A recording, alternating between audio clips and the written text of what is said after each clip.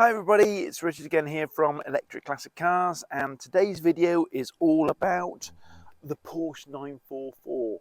I like my Porsches. I'm pretty sure most people probably know that by now, but I've never owned a Porsche 944.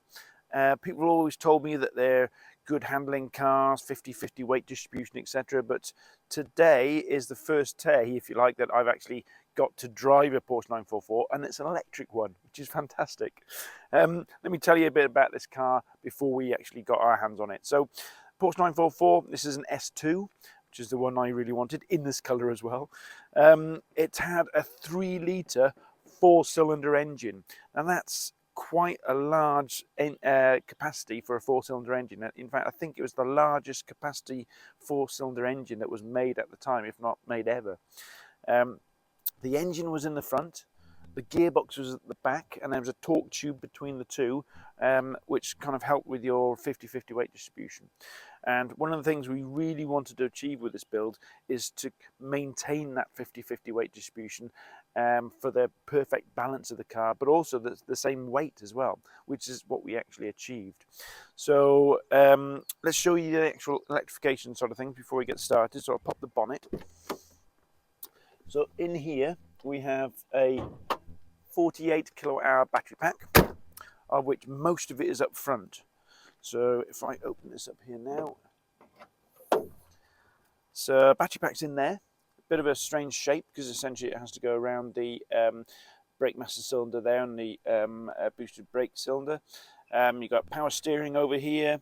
You've got the service disconnect and everything there. In case you're wondering what these fluorescent tubes are here, that's the coolant system for the battery. So your front battery obviously sits where the old engine used to be and bolts into the old engine mounts. And then where the torque tube used to go through the car, that's where all the high voltage and the coolant goes. You've still got a radiator at the front. In fact, there's 2 radiators, one from the motor, one from the battery pack. And talking about motors, what have we put in this? Well, because the gearbox, or the transaxle if you like, was at the back, what we've actually put in the same space is a Tesla small drive unit. It's around about 300 horsepower peak, and it kind of sits at the back there, exactly where the gearbox sat, and then above that, where the petrol tank used to be, is the rear battery pack, which is a small battery pack just to balance the weight out. So there's no impact whatsoever into the actual passenger cabin at all. The boot is exactly the same size boot. It's got the spare wheel at the back, and everything has remained the same. Weight distribution, total weight of the car, apart from the performance. And that's what we're going to find out today, whether or not the performance and the handling is worthy of the Porsche badge at the front. So it's a beautiful day here in Wales. I've got my dog Spud in the car there waiting to get out. We're going to go for a jaunt to the beach, get some ice cream and give the dog a walk, and on the way give this a bit of a pounding. So I'll close the bonnet and let's get going.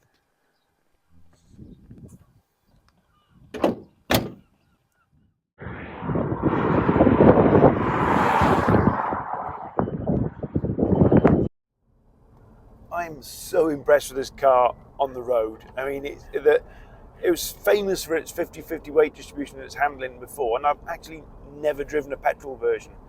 But now we've maintained that 50-50 weight distribution and it's electric. It's just awesome around the corners. By the way, if you're hearing some snuffles and some snorting, that's not me, that's Spud. But yeah, I'm so impressed with the road presence of this car. It actually feels like a car that Porsche built this year. And we're used to converting classic cars, 50s, 60s, 70s cars. And this is kind of like a modern classic, if you like. And you can definitely tell that in the handling and the way it goes around the corners and the smoothness of it all. And, you know, it's quiet. I mean, it literally feels like Porsche made this last year. And the smooth delivery of the Tesla power plant just caps it all off. It's an absolute brilliant daily driving classic.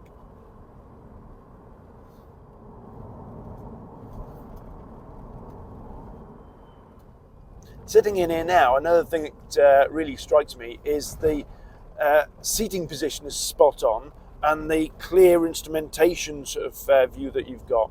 And the instrumentation that we've put in this is it's exactly how it was in the Porsche 944 originally, but what we've done is we've can enabled the gauges from the back, so they're not our usual sort of like aftermarket gauges.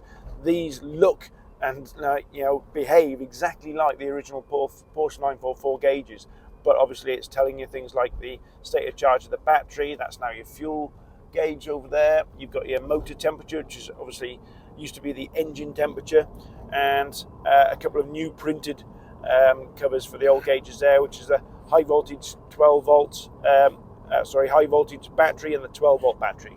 And then instead of the big RPM rev counter in the middle there, we've got the amps gauge, and obviously over to the left the speedo. So it looks exactly like it originally came from the Porsche factory, apart from that now it's got like EV sort of like specific scales and gauges on there. Right, I haven't had enough of a straight bit of road yet to feel the full Tesla power, so just going to slow down a bit. Right, Spud, you ready? Steady. Go. Whoa! Yep, that's got more power than the original engine. Whoop, slow down. Already at 60. Wow, that was quick. Brilliant.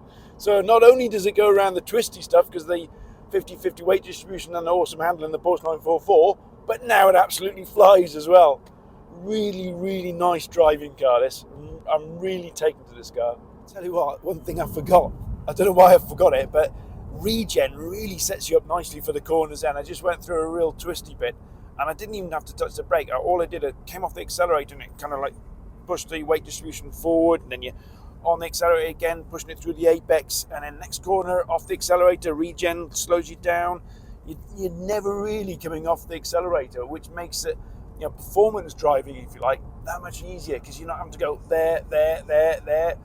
Really, really impressed with the regenerative braking, setting you up for corners. Such a balanced car, this. And as far as range is concerned, I mean, I've been driving on the scale of Stig down to James May. I'd say we've been generally doing a little bit Jeremy Clarkson with the occasional James May. And range-wise, I would say, around about 140 miles today. So that's mountainous terrain, spirited down to casual driving, I'd say. So 140, that's not bad today.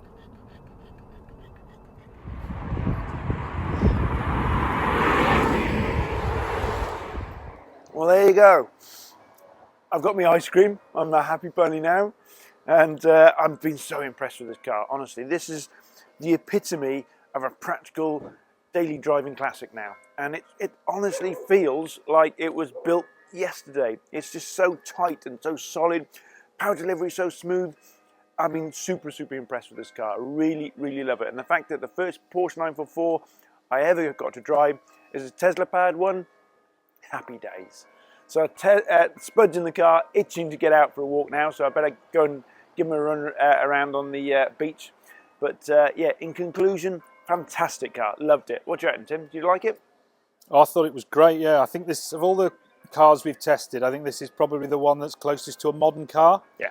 So it's modern, the car that would be best for use as a daily driver. Perfect. It's exactly what I think. I mean, it's so smooth power delivery. The handling is great. It's just so awesome as a daily driver. So really happy with the way it's turned out.